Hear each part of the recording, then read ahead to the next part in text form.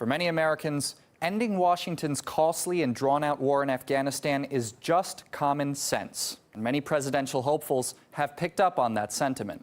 We will withdraw. We have to. We're pretty close to the day when we will wake up to the news of a casualty in Afghanistan who was not born on 9/11.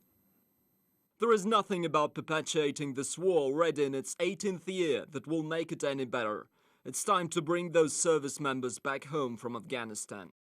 I will bring our troops home within the first year in office because they shouldn't have been there this long. Donald Trump also agrees.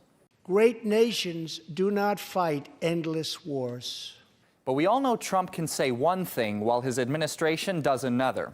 Take Secretary of State Mike Pompeo, who says this one day, before the next presidential election in the United States, would you expect we reduce our troops in Afghanistan? That's my directive from the President of the United States. He's been unambiguous. End the endless wars. And this the next. Are we looking for a total, complete withdrawal by 2020? There's no deadline for this. They're obviously pretty slow because 18 years have passed and there's still no end in sight. The war's not getting any prettier either. UN figures suggest the U.S.-led coalition killed more civilians than the Taliban so far this year.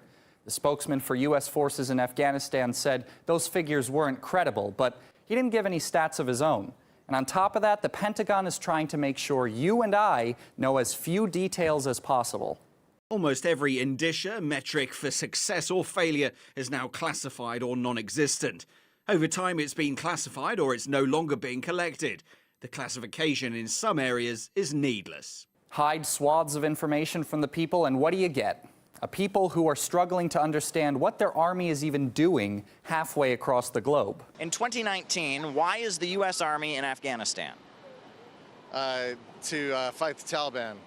Terrorists. Probably because there's too much money in it for too many people. The U.S. is just looking to have a force there just in case something else comes up. There's no reason that we're there. It's, why are we there? I mean, obviously it's for political gain. Because we need to have a presence over there. Why? Because why not?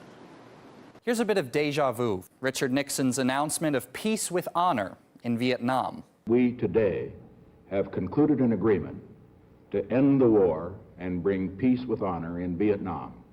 Here we are, 2019. The longest war in U.S. history rages on, and the political rhetoric has not changed very much. To assist the Afghans to come to the peace table and to make an honorable, just peace with each other.